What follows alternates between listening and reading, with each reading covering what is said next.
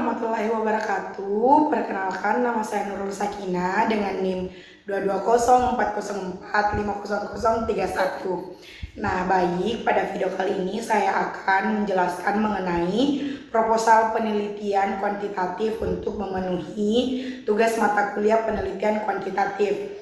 Jadi, adapun judul dari proposal saya yaitu efektivitas konseling humanistik dalam meningkatkan self-expense terhadap standar hidup FYP atau For You Pay media sosial pada siswa MTS Negeri 1 Makassar. Nah, adapun latar belakang dari penelitian itu yaitu perkembangan teknologi digital telah membawa dampak besar terhadap pola pikir, perilaku, dan juga kondisi psikologis remaja pada masa kini. Nah, media sosial seperti TikTok, Instagram, dan YouTube tidak hanya menjadi sarana hiburan, tetapi juga menjadi tempat di mana remaja membentuk identitas, mencari pengakuan sosial, dan menetapkan standar hidup mereka sendiri. Nah, salah satu fitur yang paling berpengaruh saat ini adalah FYP atau For Your Page di TikTok. Nah, fitur ini menampilkan beragam konten yang dipilih algoritma berdasarkan preferensi pengguna. Namun, konten yang sering muncul justru memperlihatkan kehidupan yang tampak sempurna, dari fisik yang ideal, gaya hidup yang mewah, dan juga pencapaian tampak lebih sempurna dari remaja-remaja lainnya. Nah, menurut laporan digital 2024 oleh data Pertal, Indonesia itu menempati posisi kedua pengguna TikTok terbanyak di dunia. Nah, lebih dari 126 juta pengguna aktif, sebanyak 70% diantaranya merupakan kelompok usia remaja. Dan rata-rata waktu yang mereka habiskan di TikTok itu mencapai 29 jam per bulan. Nah, ini menunjukkan betapa intervensinya itu paparan FYP itu sangat berpengaruh terhadap konten media sosial. Nah, kenyataan ini tuh membawa dampak yang sangat serius, terutama dalam aspek penerimaan diri atau self-defense. Nah, ketika remaja terus-menerus melihat gambaran hidup yang sempurna di media sosial, maka rentan bagi remaja untuk merasa hidupnya itu tidak cukup baik. Nah, di mana mereka itu membandingkan diri dengan konten yang viral, merasa tidak aktif dan tidak sekaya yang mereka lihat. Jadi ini tuh dapat menimbulkan tekanan psikologis yang menurunkan kepercayaan diri dan menimbulkan rasa tidak berharga, dan dalam jangka panjang itu bisa menyebabkan kecemasan hingga depresi. Nah, adapun rumusan masalah dari proposal penelitian ini itu yang pertama, bagaimana gambaran tingkat self-expense siswa sebelum dan sesudah diberikan layanan konseling humanistik di MTS Negeri 1 Makassar. Yang kedua yaitu bagaimana proses pelaksanaan konseling humanistik ini meningkatkan self-expense siswa. Nah, yang terakhir adalah apakah konseling humanistik ini efektif dan meningkatkan self-expense siswa dalam menghadapi tekanan hidup standar FYP di media sosial. Nah, adapun tujuan dari penelitian itu yang pertama adalah untuk mengetahui gambaran tingkat self-expense siswa sebelum dan sesudah diberikan layanan konseling. Yang kedua adalah untuk mendeskripsikan proses pelaksanaan konseling humanistik dalam meningkatkan self-expense siswa.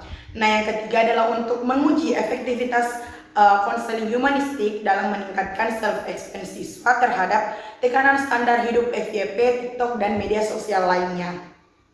Nah, adapun manfaat penelitian dari penelitian ini yang pertama yaitu manfaat teoritis. Nah, di mana penelitian ini tuh diharapkan untuk menambah khasanah keilmuan dalam bidang bimbingan dan konseling, khususnya mengenai efektivitas pendekatan humanistik dalam membangun penerimaan diri di era digital. Yang kedua adalah manfaat psikis, di mana bagi guru BK itu memberikan panduan praktis dan merancang layanan konseling yang adaptif terhadap tantangan zaman, terutama media sosial. Kalau bagi siswa itu membantu siswa mengenal dan menerima dan mencintai dirinya sendiri secara utuh tanpa perlu membandingkan dirinya dengan standar hidup yang viral di TikTok. Nah, kalau bagi sekolah itu menjadi dasar dalam penyusunan kebijakan yang mendukung kesehatan mental dan penguatan karakter siswa. Dan yang terakhir itu bagi peneliti selanjutnya adalah memberikan referensi awal untuk penelitian lanjutan terkait intervensi psikologis terhadap dampak media sosial bagi remaja. Nah, yang selanjutnya ada pentinjauan pustaka, di mana tinjauan pustaka ini yang pertama adalah dampak media sosial dan standar hidup FYP terhadap remaja.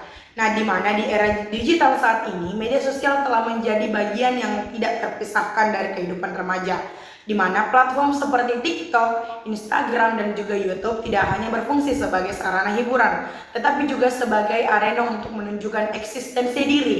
Nah, salah satu fitur yang sangat berpengaruh pada kehidupan adalah FYP for your page pada aplikasi TikTok.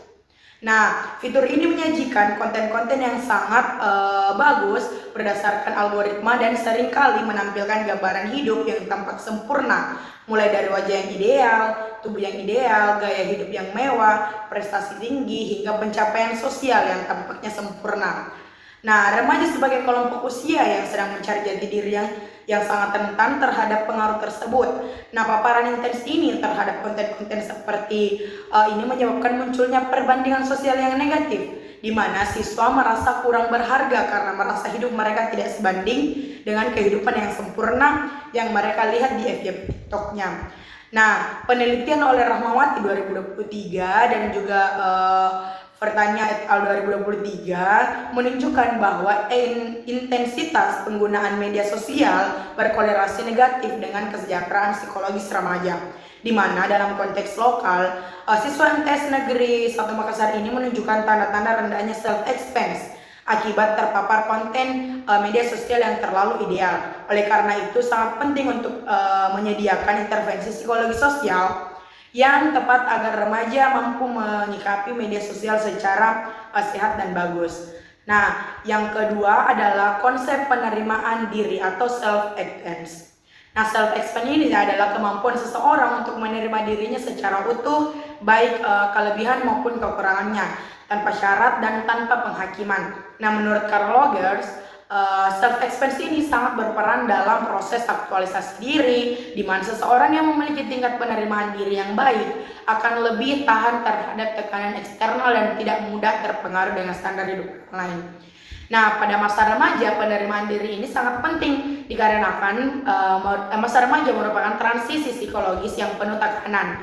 Nah, berdasarkan penelitian Octaviani 2019, remaja ini memiliki self-expense ini tinggi cenderung memiliki harga diri dan kepercayaan diri yang lebih baik. Sementara itu, penelitian Hardian dan Munjiren 2024 menyatakan bahwa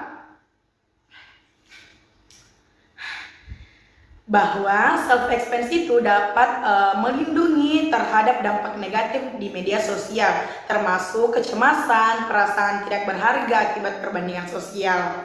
Nah, yang selanjutnya adalah pendekatan konseling humanistik, di mana konseling humanistik ini merupakan pendekatan yang menempatkan individu sebagai makhluk yang memiliki potensi untuk berkembang secara optimal, di mana pendekatan ini ditekankan oleh Carl Rogers yang menekankan 3 prinsip utama. Yang pertama itu adalah unconditional positive regard, di mana penerimaan diri konseli tanpa syarat. Yang kedua adalah empati mendalam, di mana berusaha memahami perasaan dan pengalaman konseli secara utuh. Nah, yang terakhir adalah keaslian, di mana konselor ini bersikap jujur dan terbuka dalam interaksinya.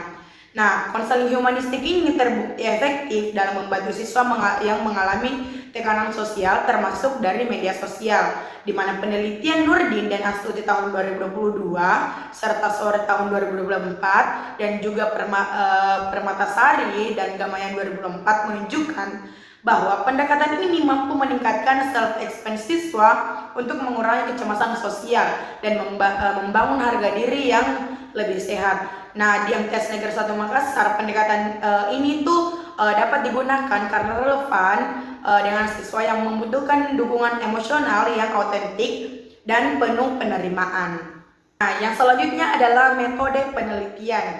Nah, yang pertama adalah pendekatan dan jenis penelitian. Penelitian ini tuh menggunakan pendekatan kuantitatif dengan jenis kuasi eksperimen, di mana pendekatan ini tuh dipilih karena peneliti ingin menguji hipotesis mengenai efektivitas konseling humanistik terhadap peningkatan self-expense secara terukur dan objektif. Nah, penelitian ini menggunakan desain post-test, pre-test with non-verified control group, di mana terdapat dua kelompok, yaitu kelompok eksperimen dan kelompok kontrol yang masing-masing diukur sebelum dan sesudah intervensi. Nah, adapun variabel penelitian yaitu variabel independen atau variabel X-nya itu adalah konseling humanistik, dan variabel dependen atau Y-nya itu adalah self-expense siswa. Adapun lokasi dan waktu penelitian ini itu di mana penelitian ini dilakukan di MTS Negeri 1 Makassar yang beralamat di Jalan Andi Petarani nomor 14 Manurgi, Kecamatan Tamalate, Makassar. Nah, waktu pelaksanaannya adalah antara bulan Mei hingga bulan Juli. Nah, hal ini mencakup tahap observasi awal, pre-test, pemberian layanan konseling humanistik, dan juga post-test. Nah, untuk populasi dan sampel, di mana yang pertama adalah populasi, di mana seluruh siswa MTS Negeri 1 Makassar tahun ajaran 2025-2026 yang sedang terpapar atau yang sedang mengalami tekanan sosial akibat FYP TikTok.